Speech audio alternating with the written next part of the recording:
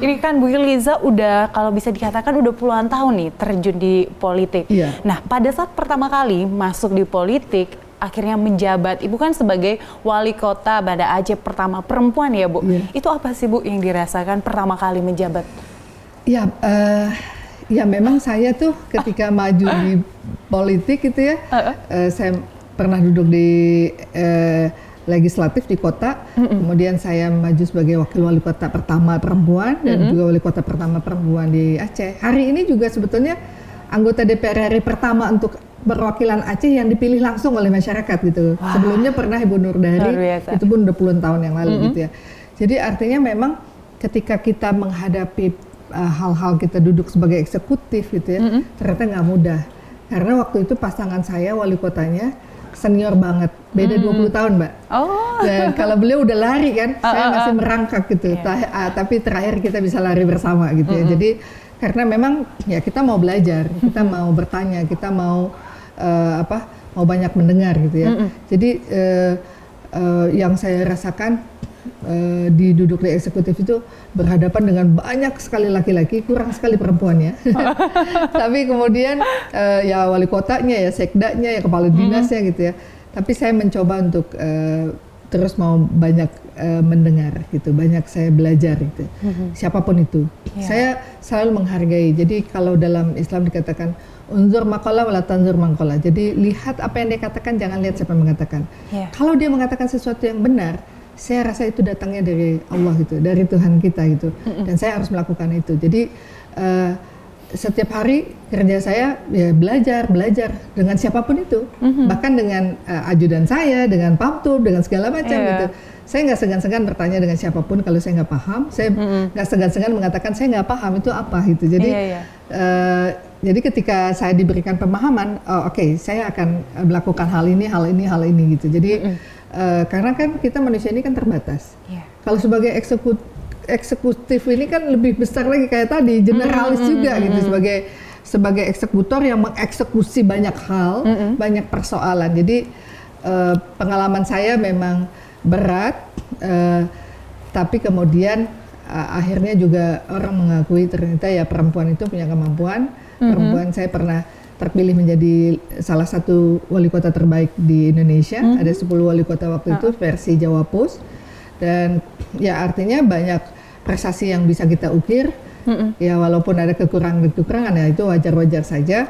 Tapi kemudian hari ini saya duduk di legislatif melalui fraksi P3 ini, walaupun kami jumlah sedikit gitu, walaupun saya di Komisi 10 hanya berdua gitu ya, tapi saya memaksimalkan keberadaan saya. Jadi satu hari saya itu bisa kadang di komisi rapat, kemudian ke badan legislasi, kadang juga ke fraksi, atau saya juga ketua panahan, juga melakukan kegiatan-kegiatan organisasi itu. Jadi semakin kita memiliki tanggung jawab, semakin besar tanggung jawab juga kita untuk memberikan yang terbaik di mana kita diberikan tanggung jawab itu. Gitu. Jadi intinya nggak boleh cepat puas ya Bu? Nggak boleh cepat puas, dan jangan sampai itu gelasnya udah ngerasa penuh, jadi harus diisi terus, mau belajar, jadi bisa tahu banyak hal. Nah tapi Bu, ini kan ngomongin soal Ibu tadi adalah perempuan pertama sebagai kepala daerah dan banyak penghargaan juga. Saya penasaran riwayat pendidikannya sebelumnya apa sih Bu? Ini kalau akhirnya terjun ke politik nggak besar-besar Mbak gitu. Saya tuh pendidikannya nggak terlalu tinggi-tinggi amat, saya hanya S1, dan sebetulnya awalnya saya kuliahnya itu lulus di 2 universitas, di UIN Araniri, kemudian lulus di Fakultas Ekonomi di Universitas Syahkuala. Tapi lulusnya nggak di situ gitu. Oh ya? Karena apa? Saya menikah gitu, kemudian ketika menikah saya berhenti kuliah gitu, tapi saya terus urus untuk cuti gitu ya. Tapi akhirnya saya tetap menyelesaikan di ekonomi gitu ya. Nah jadi kalau pendidikan saya nggak terlalu tinggi, hanya S1 saja, tapi kemudian sekarang kan kalau yang namanya ilmu nggak gitu susah ya. Kita kalau mau belajar, kita mau tahu, mau terus berjuang, itu mudah sekali. Dengan Mr. Google juga gampang, Mbak Google ya. Jadi backgroundnya sebenarnya waktu S1 ekonomi ya Bu. Nah akhirnya terjun ke politik, ini siapa yang ngajak? Kenapa tertarik gitu masuk ke dunia politik? Sebetulnya gini, waktu itu ayah saya udah almarhum, ibu saya lanjut di politik jadi anggota DPR Aceh gitu ya. Dan kemudian waktu beliau sudah nggak lagi di anggota DPR, balik ke Amerika karena kakak saya di sana, dua-duanya cowok di Amerika. Nah kemudian saya ada musyawarah gitu di P3, ibu saya telepon, tolonglah bantu P3 gitu. Ya biasalah saya bawa karpet dari rumah, bawa pot bunga untuk stage panggung gitu ya, jadi pembantu umum lah gitu, mewakili ibu saya. Tapi suami saya bilang, kamu di situ bagus untuk lanjutkan silaturahim orang tua dengan sahabat-sahabat ayah gitu ya. Jadi keridaan suami saya itu juga membuat saya itu jadi happy gitu ke tempat itu. Saya pertama sekali difasilitasi handphone ya waktu itu, karena untuk komunikasi sama suami saya. Jadi nggak udah, kamu nggak apa-apa di sana, nanti kalau ada apa-apa telepon saya gitu. Oh justru sudah terjun ke sana itu sudah menikah ya Bu? Udah menikah. Jadi saya sebetulnya enggak dari kecil, tapi dari kecil kan ikut orang tua. Udah gitu. lihat gimana kegiatan politik ya? Saya cepat menikah, tanggal umur 20 saya udah menikah. Jadi saya duduk di anggota DPR kota juga usianya masih 20-an gitu ya.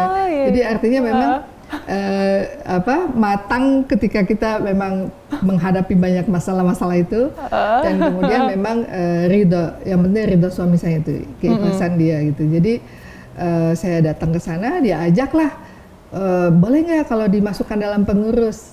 Saya tanya, boleh nggak Bang gitu? Boleh katanya. Ya udah, akhirnya konsekuensinya saya ikut rapat, saya ikut itu, dan pencalonan pertama saya diajukan sebagai calon. Tapi kemudian waktu dicalonkan sebagai calon ada yang lebih senior. Jadi datang ke saya, kamu kan baru, memang peluang kamu tuh pasti kepilih gitu ya. Tapi boleh nggak kalau saya yang duduk, yang untuk terpilih itu?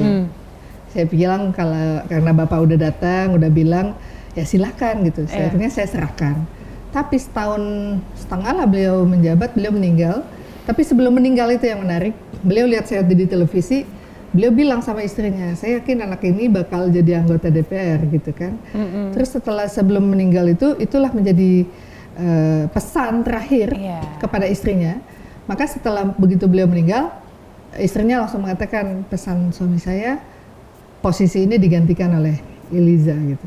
Jadi akhirnya saya ya jadi anggota DPR, tapi kemudian ketika saya melepaskan jabatan anggota DPR kota, saya juga mem-PAW-kan. Jadi saya menyerahkan juga jabatan itu kepada sahabat saya lanjut ke eksekutif. Jadi maksudnya memang ya perjalanan hidup ya. Iya, nggak ada yang tahu ya Ibu. Ya. Yang penting kita berjuang lah, niatnya yang benar gitu. Ya, luar biasa loh ceritanya. Ibu Eliza, nanti kita lanjutkan lagi perbincangan kita. Pemirsa tetaplah bersama kami di Cerita Wanita.